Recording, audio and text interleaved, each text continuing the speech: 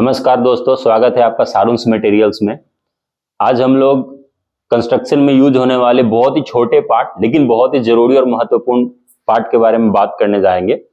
आज हम लोग कवर ब्लॉक के बारे में बात करेंगे। ये एक बहुत ही छोटा और बहुत ही जरूरी वो मटेरियल होता है जिसको हम लोग जब भी कास्टिंग कर रहे होते हैं, जब हम लोग कंक्रीट स्ट्रक्चर तैयार कर रहे होते हैं, वहां इसका हमको बहुत ही ज्यादा जरूरत पड़ता है।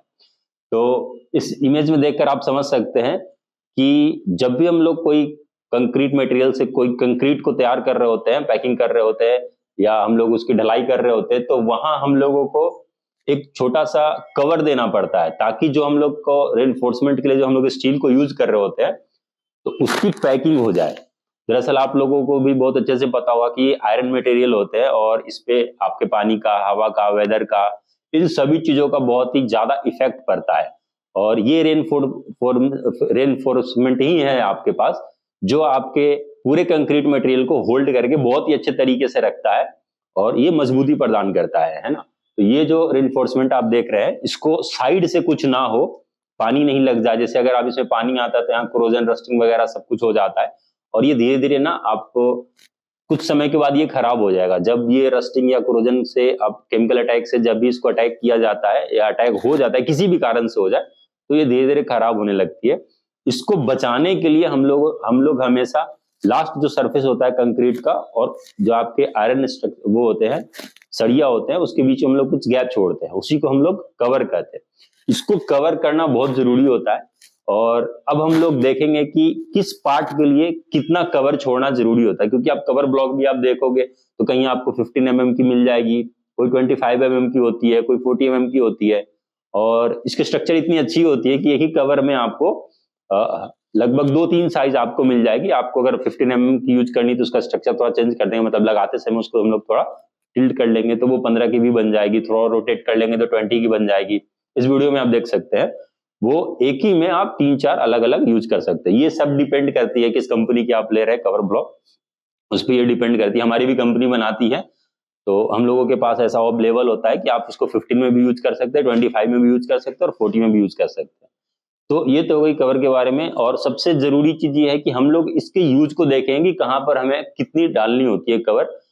तो जब भी हम लोग फुटिंग की काम कर रहे होते हैं तो फुटिंग में क्या होता है कि बहुत हिस्सा हमारा जो आपका नेचुरल ग्राउंड लेवल होता है उसके नीचे का काम होता है, तो वहां पानी लगना बहुत ही आम बात है।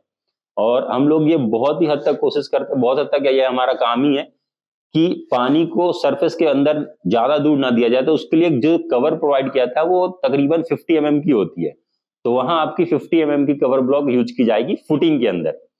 फुटिंग के ऊपर जब आप आते हैं तो उस कॉलम में भी आपको कहीं ना कहीं से पानी का संभावना थोड़ी बहुत ज्यादा हो ही जाती है। साइड से आपकी आ गई, वेदर के तहत आ गया, रेन का आ गया और नीचे की ग्राउंड वाटर भी आ जाती है बहुत केस में। तो वहां पे हम लोग जो कॉलम निकल के आती है फुटिंग के ऊपर, उस कॉलम पे हम लोग 40 mm की गैप देते हैं। तो 40 mm की कवर ब्लॉक को आपको कॉलम में यूज करना होता है। कॉलम के ऊपर हम लोग आते हैं तो कॉलम के ऊपर हम लोग को जो मिलती है वो आती है आपकी बिम।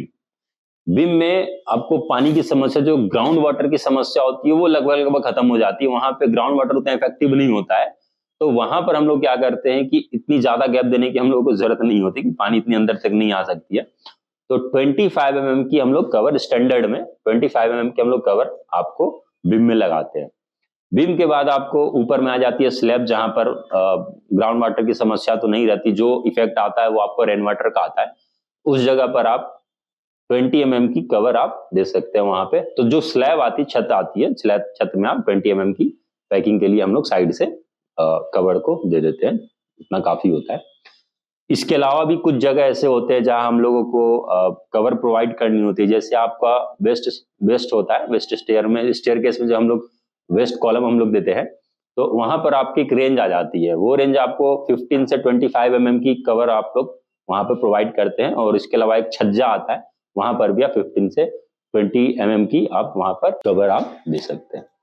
तो ये हुई कवर कहाँ कितनी लगानी होती है उसके लिए। बट ये डिपेंड करते हैं कि आप कौन सी कंपनी से खरीद रहे हैं। ये बहुत ऐसा केस होता है कि कहीं कहीं आपको इंडस्ट्रियल जैसे यूज करते हैं, कोई ड्राइंग्स हमारी ऐसी होती है जहां पे आपको 50 से ऊपर वाली भी 60, 70, 80 mm तक की देनी पड़ जाती है वहां पे कवर के लिए। जैसे जो हिस्सा आपका पानी के अंदर का, जहां पे पानी ज्यादा लगा होता है, मेनली जो अटैक होता है वो आपको पानी से होता है, तो जो भी हिस्सा पानी में ज्यादा एक्सपोजर हो रहा है तो वहां पे हम लोग जितनी दूरी बना करके रखते हैं उतनी अच्छी होती है, बट ये ड्राइंग पार्ट होती है, देखनी होती है कि कहाँ पर हमें कितनी लगानी है। बट ये कि स्टैंडर्ड है कि इतनी आप जरूर प्रोवाइड करें, और कोशिश ये करें कि जो भी आप पैकिंग मटेरियल डाल रहे हैं उसमें, जो भी मटेरियल आप लगा रहे हैं उसकी ये कुछ संरचना है जो आप लोग जरूर उसको देख ले कि हाँ वाकई में वो 25 mm के आसपास ठीक प्रॉपर्ली है कि नहीं है, जो भी मटेरियल उसमें यूज किया जा रहा है वो मटेरियल आपकी प्रॉपर है कि नहीं है।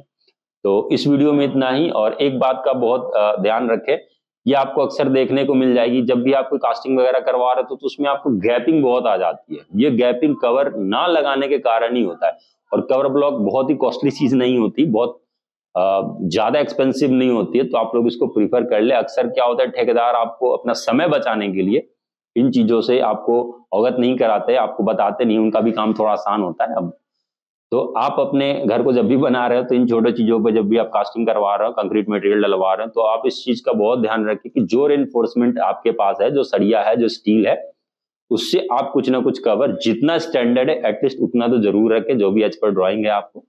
और आप हमसे ऐसे वीडियो के लिए और जुड़ सकते हैं, और हमारे वीडियो चैनल को सब्सक्राइब कर लें, हम ऐसी वीडियो आपके पास लाते रहेंगे। कंक्रीट और कंस्ट्रक्शन से रिलेटेड लगभग सारी चीजें आपको इस वीडियो में, इस चैनल पे आपको मिल जाएगी।